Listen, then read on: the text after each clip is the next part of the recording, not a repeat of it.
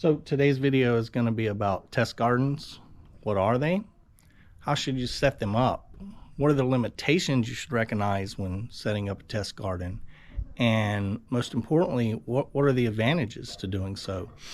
What can that tell you about your machine that you don't have to spend hours upon hours of digging in the field to figure out? So today for my test garden, I picked a few items out here.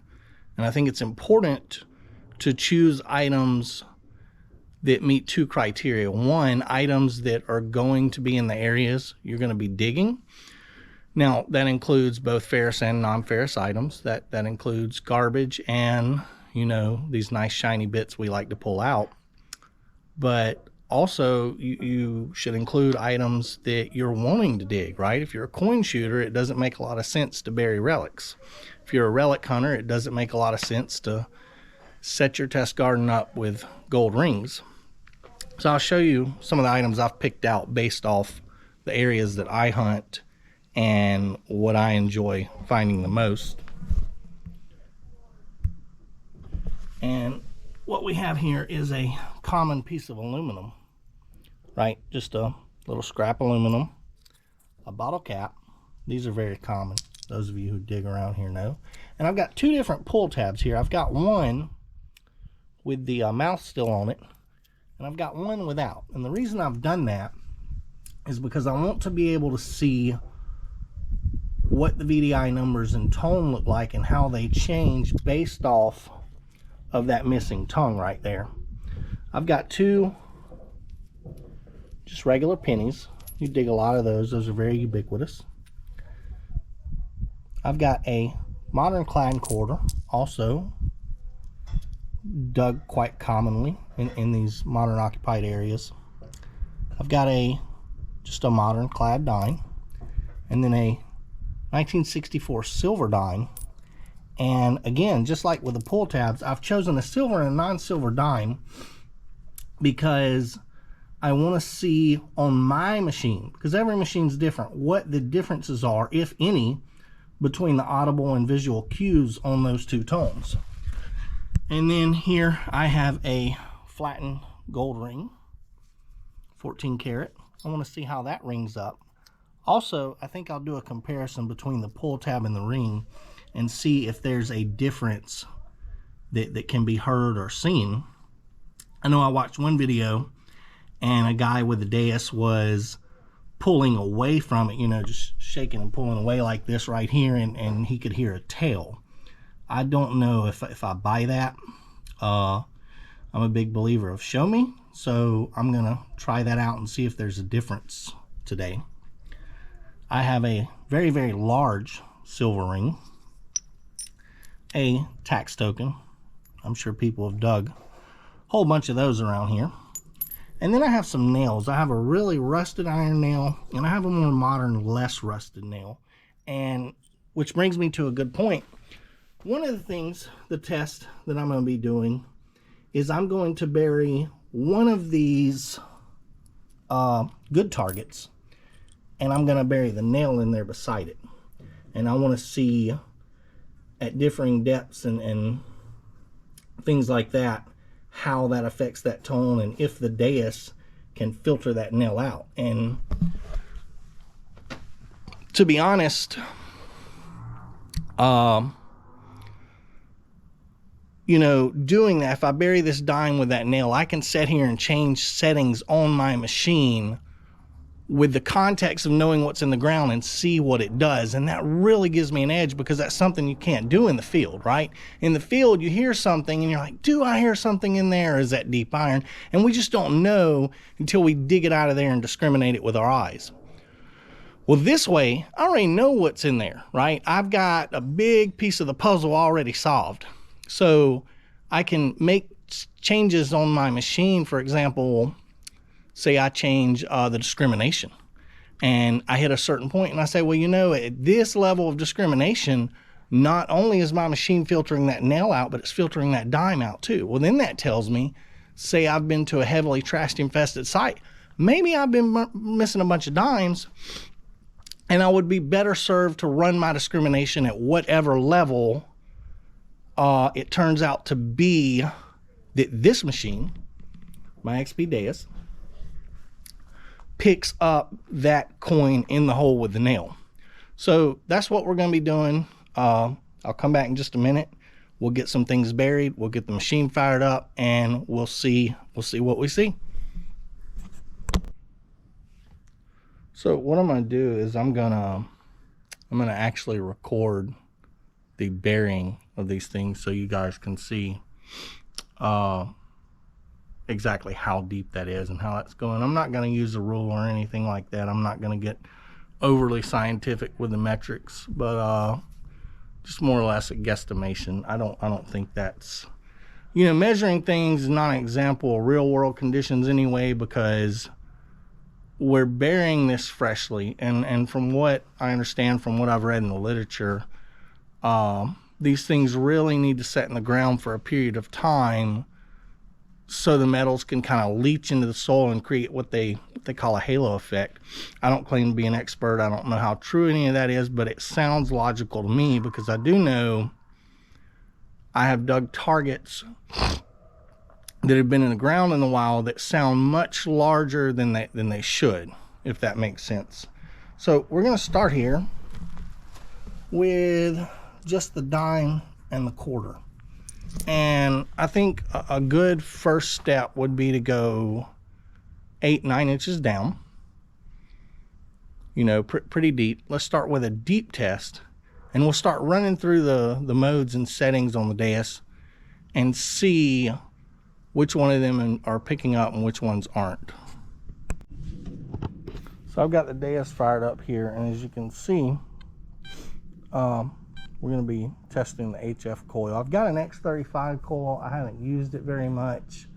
I found that to be kind of counterintuitive, trying to learn too much at one time. So I really want to master this HF coil, and then I'll start playing around with the X35. I don't want to confuse myself between the two different coils, because they're running on different frequencies. But enough about that.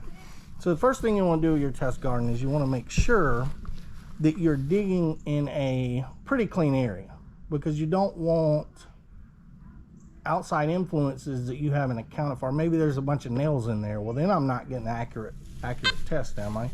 So I'm just gonna sweep the ground here. Now this yard's pretty clean because I've dug it pretty extensively.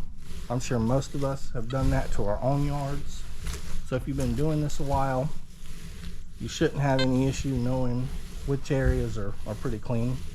Maybe if you're new, you haven't. In that case, I would suggest you first dig out all those signals so you can find a nice clean patch.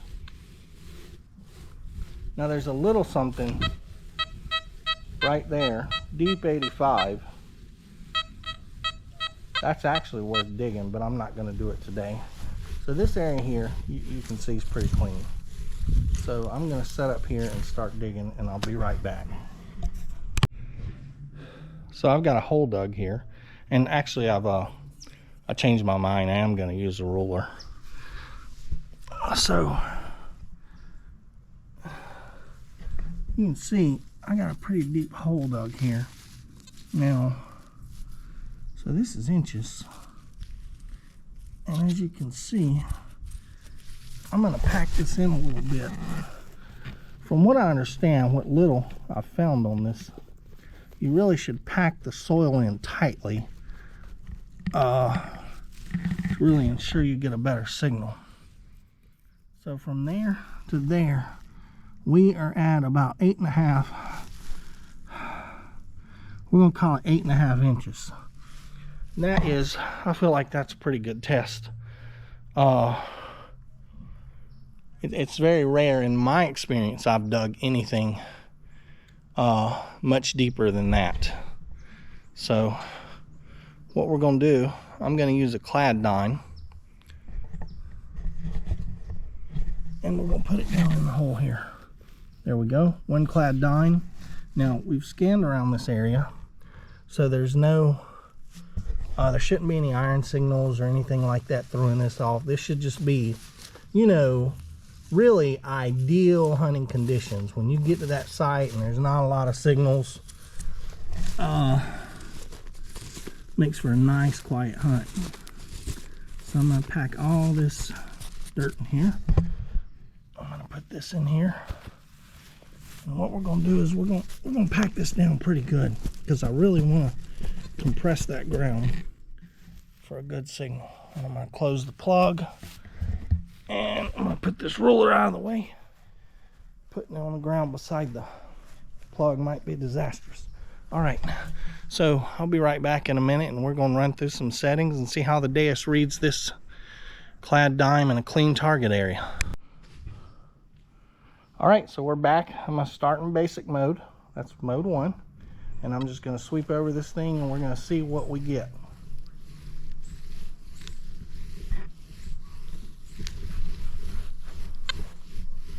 So as you can see, it's not really picking it up. It's not picking it up at all at 8.5 inches. So let's run through the modes here. We'll go to power mode. Not picking it up. Deus fast. Nothing really. Mode 1 gave us a little corner in the horseshoe, but no audible. Okay, I'm gonna make sure. So it's reading. So this is pitch mode.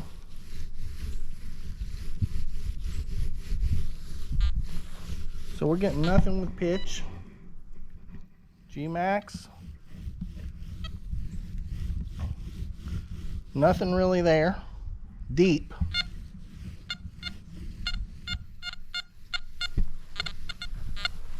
So deep mode is kind of picking up over here, but the center of the plug is right here, see? And this is picking up off. And it's kind of hitting. You can hear it just a little, just a whisper. So I'm not going to run through the beach modes. I will run the hot mode. Hot mode is also just barely picking it up, but it's not giving me a good target line, a non-ferrous line, see? It's just kind of baseline there. Now, Goldfield, I'll run through Goldfield. So Goldfield is giving us an 88. So it's hitting on Goldfield, which Goldfield is programmed to pick up little tiny gold nuggets. So it makes sense that we would get a hit there. Now this is a custom program I've put in that I got from a book. And I'm gonna say that's not hitting. It's giving me a bad non-diggable signal. So what I'm gonna do now, so we run through all the modes. These are some other custom programs I've put in. I'll run them. Probably should run them since I use them. Okay, we got nothing. So nothing in basic 1. What I'm gonna do now, I'm gonna start changing some things. So we're gonna take the discrimination, we'll start there, down to 6.0. Nothing. So there's no iron out here, so it shouldn't really matter. We're gonna run all the way down to negative 6.4. Up. Let me get out of there so we can see the screen. So it's hitting in the corner of that horseshoe. See that? Now what I have researched is if the deus does that, just that corner of the horseshoe with no VDI numbers, you need to dig no signals. And that's why this kind of testing is important, because it really reinforces with me knowing a dime in there, yeah, that's definitely worth digging if I hear that in the field. But we're gonna run through some more things and see what we can change. I'm gonna bump the sensitivity up to 93.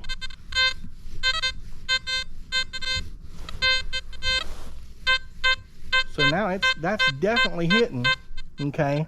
But what's interesting is the dime's down in here and it's hitting off to the side here, right?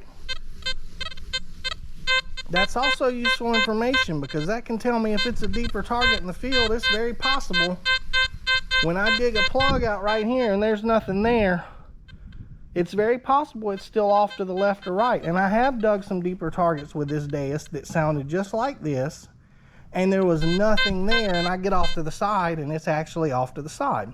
Did that very recently with a silver plated ring. So when we bump the sensitivity up, it's hitting.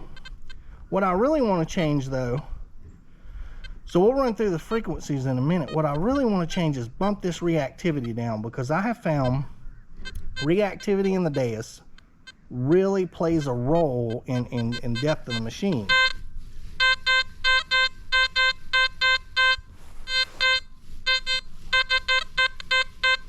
So it's not giving us a good VDI, but that's a good tone, right? That's definitely diggable, and a lot more of that horseshoe is coming in now. And for those of you who don't know, that horseshoe is your depth indicator, and as we all with experience know, a lot of times that depends on the size of the target. Generally, depth indicators on machines are calibrated for coin-sized targets. So if it's a bigger target, you take that with a grain of salt. So let's run through a few more things here. I'm going to turn audio response up and see what we get from that. So it's a much louder target now, right? It's kind of blaring at me. Dig me out of here. So I'm going to go back. I'm going to turn the audio response down. I'm going to run through some different frequencies. I'm going to bump sensitivity back down to 90, which is where I normally run it. I'm going to run up to 31 kilohertz.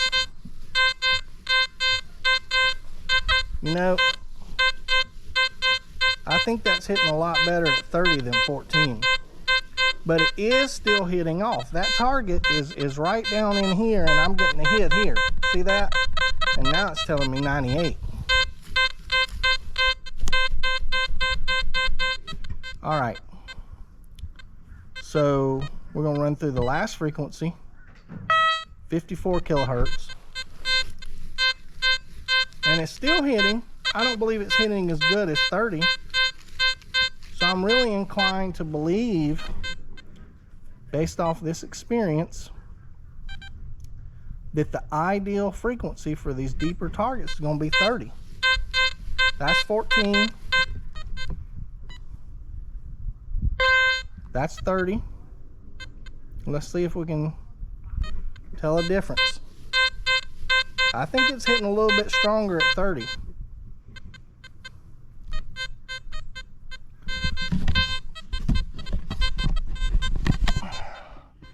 So that's test one, a dime at 8.5 inches, clad dime. And you know, to be honest, if I'm tired or it's already been a long day, that's a signal I'm probably not digging, folks. But you know, getting out here and doing this, maybe next time I'm out there and I see something like that, I might dig it, and it might be that barber dime or really deeper old fine that I'm really wanting. So I'm gonna pull this dime out and we'll be right back, and I'll set up another test.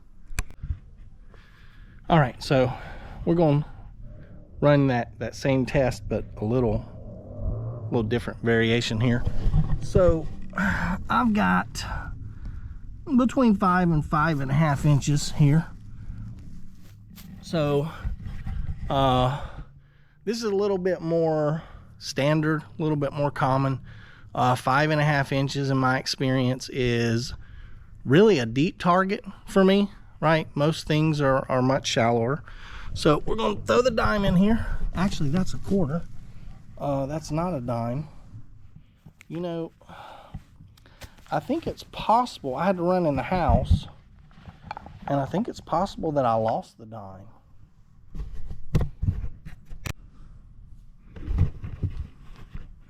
Okay, so I found the dime. So we're gonna put the dime in there. We're gonna put it right in the center here, and get as much of this dirt as I can back in the hole.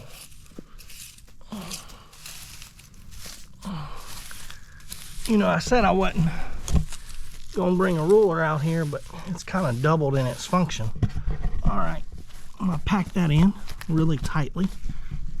Scoop this from around here. We're gonna flip the plug back in. All right, we're gonna mash it down as much as we can, and I'll be right back with the deus on, and we'll see how it reads. All right, we're gonna fire the deus up here. And for those of you who haven't heard, or maybe don't know, when you start your metal detector, you should always start it off the ground and ideally not pointing towards any possible EMI interferences. Okay, so we're gonna run the same test but at 5.5 inches. This is basic. Look at that, 91, 89. And see, now it's actually hitting exactly where the dime is. It's not hitting off to the side. So as I was saying earlier, that's information I can take with it out to the field with me. You know, if I've got a no VDI deep tone like that, I can recognize now it may not be exactly under where it's saying it is if it's a deeper target. So that's hitting pretty good. That's definitely something I would dig. And you see the corner of the horseshoe here, that's telling me if it's a coin size target, which we know it is, it's deeper. Okay, so that kind of makes me think that with these particular settings in this mode, 5.5 inches might be hitting the extent of the deus's capability for a good positive identification in these settings. We're going to run through the other settings here. So we're going to go to power, and that's really, my opinion, that's hitting about the same. Now watch this when I go to deus fast. Now I haven't done this test off camera today with this particular set of parameters, but I'm pretty certain it's not going to hit at all, or it's going to hit a lot less positively. But let's swing it here and see. You hear how much quieter that got? And now we have no VDI numbers. Now, based off past tests I have done, that tells me that's a result of reactivity, okay? So the higher up I turn that reactivity, the less depth I'm gonna get out of this machine. Now, and I'll show you what I mean right here. So if I go into menu, and I go to reactivity, let's drop it down by 0.5 point. Now, I don't know if you can hear that, but that's much clearer. And we're getting a VDI now. So just dropping deus fast, the base program, by 0.5 point suddenly lets me pick up deeper targets that I have been missing. Now, that just serves to validate why digging a test garden and running these things can really give you the edge in what you're finding out in the field. Because without doing that, I'm never going to know that there's 5.5 inch dimes out here that I'm missing because I'm running in deus fast in these trash filled areas, right? Now, there are trade-offs. There are trashy areas where I think running reactivity of 2.5 is going to cause you to miss some shallower targets that are in trashy areas. So you've really got to base how you program your machine off your current environment, right? Off where you're hunting, what you're looking for. All of these things matter. But doing these types of tests better informs you. It allows you to make a better informed decision on how to do that. So I'm going to run real quick through the other frequencies here to see what kind of difference that makes, and we're going to move on to a different variation of this test. So I'll put the camera up here and I'll let you see. I'll run through the other modes too. So pitch, it's hitting and giving me a VDI, diggable signal. G-Max, that's hitting much stronger. VDI is pretty solid. That's telling me it's a clad dime. Deep.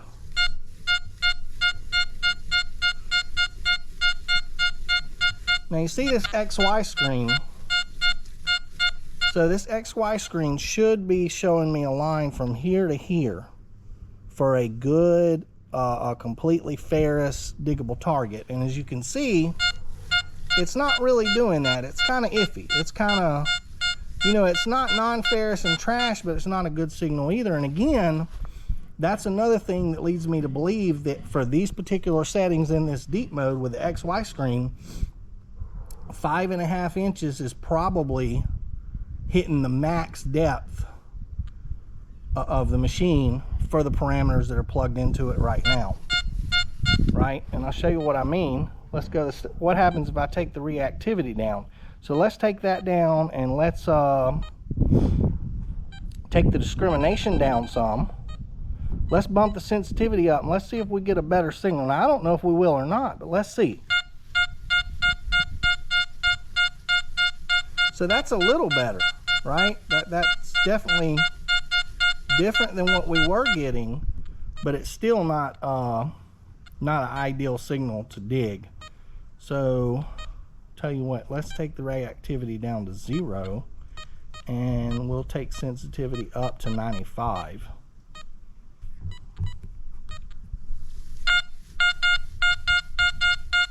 So that didn't really change a whole lot.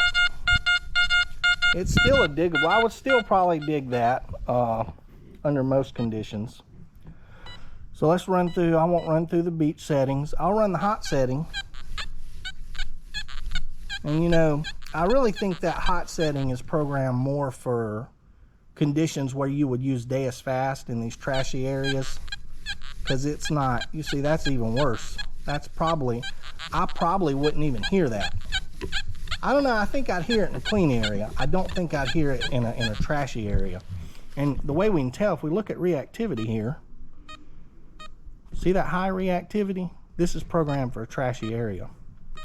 So I'll run through Goldfield. Goldfield's really hitting the strongest on it, in my opinion. But those VDI numbers are way off. Way off. So I'll go back to basic 1, and we'll run through the frequencies. So I'll leave everything alone, and we'll go to 31, and I believe that's going to hit better. That's hitting much better. Now you see these VDI numbers are higher than they were in 14. That's because with the deus, if you don't have ID norm turned on, as you go up in frequencies, your VDI numbers are going to go higher too. And that's something, if you're not aware of, you're going to be out there in the field and you're going to miss these signals, because you're going to scan it and you're going to say 99, that's probably aluminum can, that's way too high. But if you got a test garden at home and you're testing these things out, then you'll see that, and that's where the context matters, right? So I know that that's a dime, okay? I know that, and knowing that gives me that edge of being able to say, why are these numbers higher? That's not right. So then I go dig out my little book I bought and I start reading it, and come to find out, actually that is right. So I'll run through the last frequency here, which is going to be 56 kilohertz for this HF coil. And that one, it hits, but it's VDI solid, but the audible, you know, it makes it sound like it's a much deeper target than it is. And again, that's another clue. That tells me that these frequencies, the higher you go, the worse they are at picking up smaller targets, right? Now, if I did the same test with a quarter, the results in this 56 kilohertz frequency might be a lot better. So that's the end of this test at 5.5 inches. I'm going to get probably get a different target, or tell you what, I'm going to get a rusted nail, and we're going to put in here. We're going to bury this coin just a little bit shallower, and we're going to see what kind of results we get out of the deus with that test.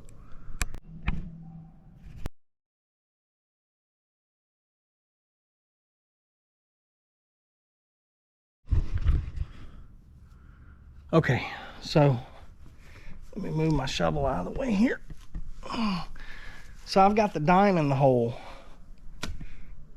between 3 and 4 inches, but if you look here, you can see our plug is actually, I don't know if you can see that, but it's actually setting a little bit lower than the rest of the ground, and that's because digging this thing out, we've lost some of the dirt from the plug. So this is actually probably a 3-inch target, but we're going to fire the deus up, we're going to run through it and see how it sounds, and then we'll put the nail in there. So just hang tight. everything mounted up here, and we're going to turn it on. And like I said earlier, we're going to get it off the ground.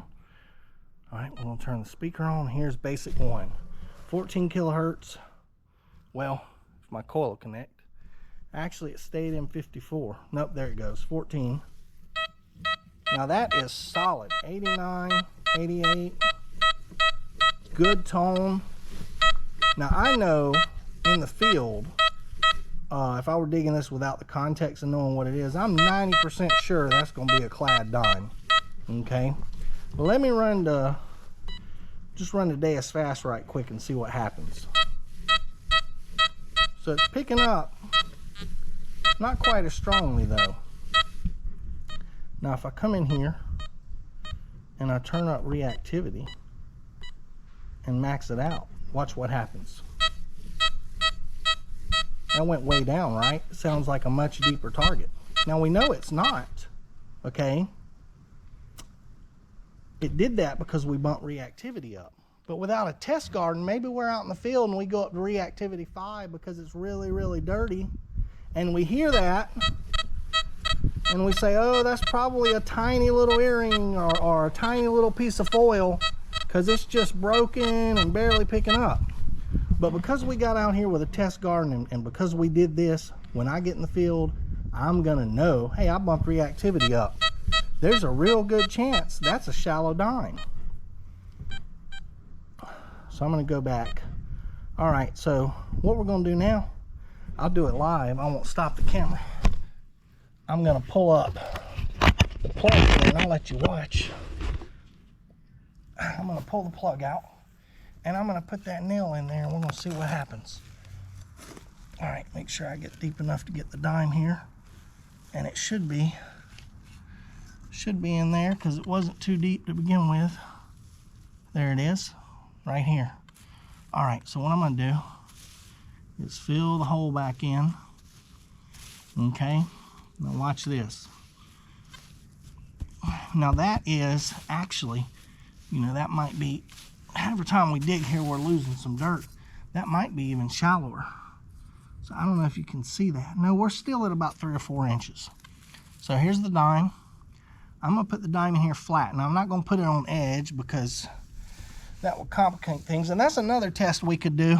I won't do it today, but we could put that dime on edge at this same depth and see how that changes things. That's something that I think would be very valuable to do for knowledge to take out in the field.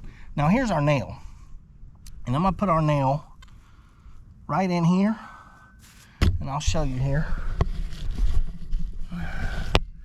Right here, maybe a 1/2 inch off from that dime.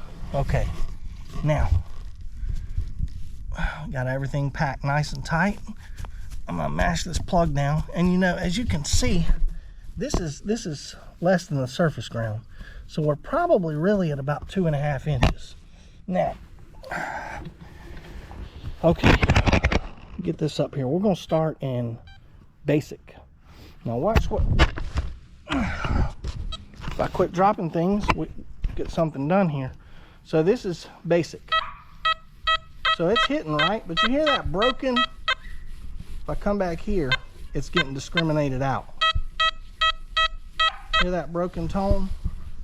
Look at this. Sweeping this way, what am I getting, folks? Nothing. I mean nothing. You got some VDI, it's reading that nail and discriminating it out. See, this side is non-ferrous, this side of the horseshoe is ferrous. Nothing. Okay, but now if I turn this way, I'm getting it very broken. Come up here, 84, 86 with a broken tone. Now, what does that tell me? That tells me if I'm out in the field and I'm sweeping along and I hear that broken tone like that, wait a minute, something there. Well, let me start turning. Nothing there, nothing there, nothing there. Up there it is again. Now, that's knowledge I can take in the field next time I hear something like that and start turning and I get nothing, but I see that VDI, right? I see that ferrous on the horseshoe. That tells me it's very possible there's a good target in there and it's on top of a ferrous item. Now I want to run through one more thing here. we're gonna go to deus fast. Now watch this, menu. So we got reactivity of 3, okay. See, it's picking it up. It's also getting that nail. You hear the nail? So iron volume is turned on in deus fast. That's why we couldn't hear it before, but just see it on the horseshoe. But now we can hear it. 29, 6. But now watch this. Earlier in basic 1, we got nothing.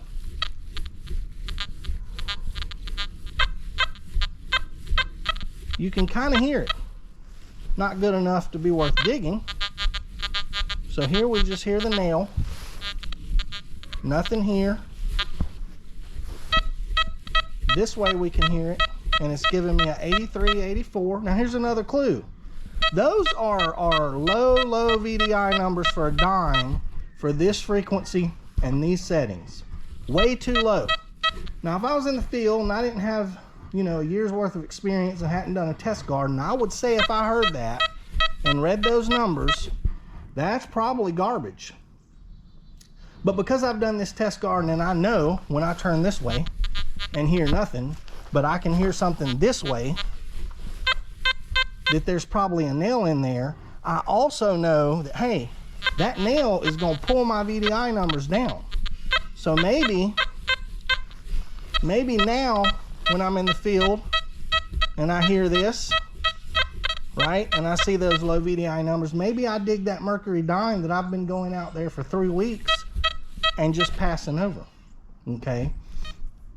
Now, if I turn reactivity up, let's see what happens. I don't know what's going to happen. I haven't tried that yet.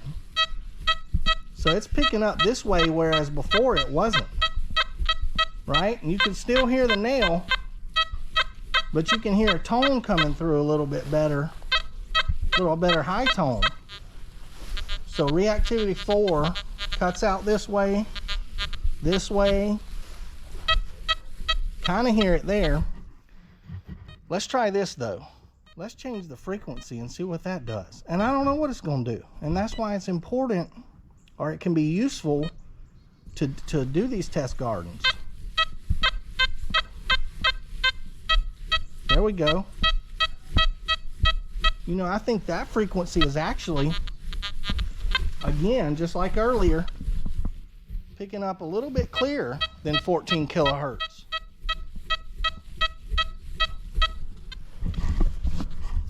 Picking up a little bit clearer,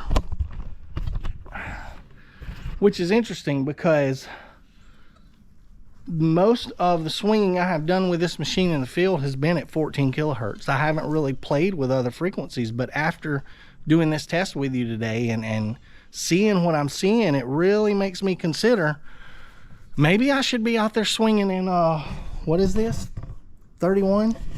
In the 30 kilohertz range. Maybe I'm missing some things, right? Or maybe there's, maybe there's some tones out there 14 just isn't quite getting, that 30 kilohertz is going to have me digging up. So that concludes a big portion of the testing I wanted to do out here today and show you how a test garden could be useful, how you should set it up and why. But I want to do a couple more things. I want to bury a larger silver ring. I want to bury that gold pull tab and the gold ring and run that test. And I think that's the last 2 things I'm going to do. I'm going to bury that silver ring pretty deep, see how deep it'll read, and the pull tab and the gold ring, and see if we can hear a difference. We're going to test that out. So I'll be right back.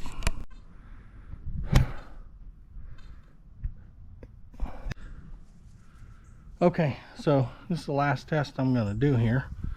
I wanted to do more, and I may get to it eventually, but in the interest of time and just raw footage to have to go through, was the last one. So I got 3 holes here, and they're all more or less a couple inches deep, which is about standard for what you're going to see in the field. Now I've got here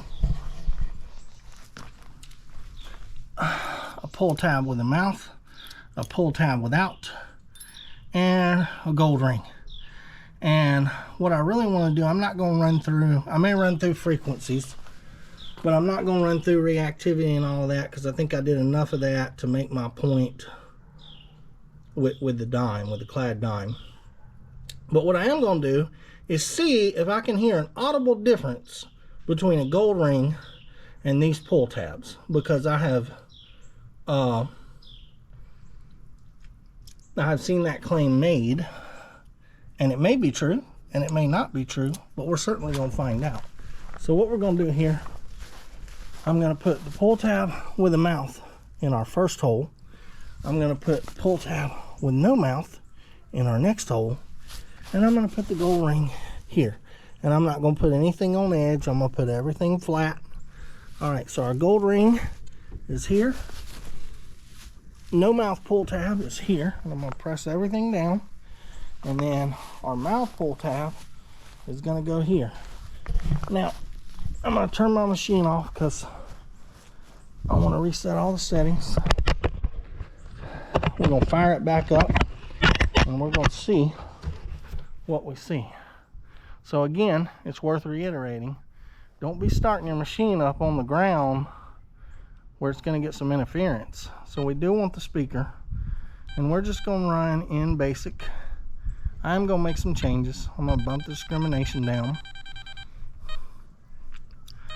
I'm going to leave the sensitivity alone, but I'm going to take the reactivity down to 1. All right, now we're going to start with the pull tab.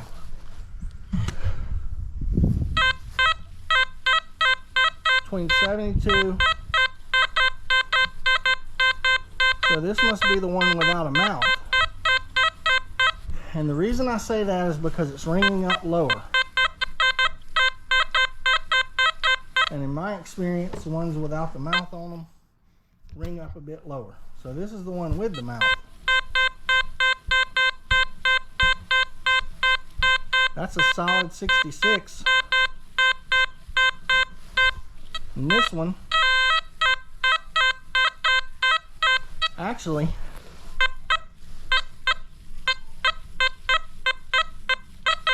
I may have that wrong. You know, this one is,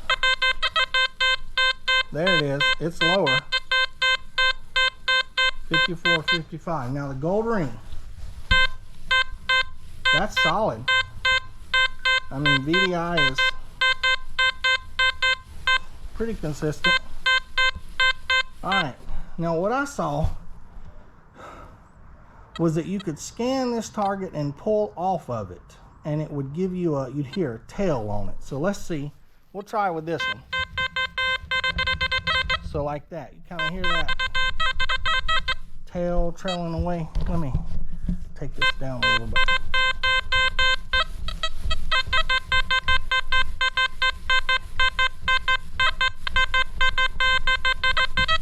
Kind of hear a tail there. What about this one?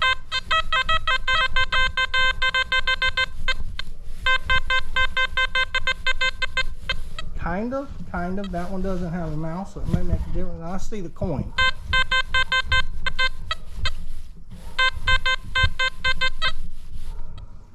There's really not as much of a tail.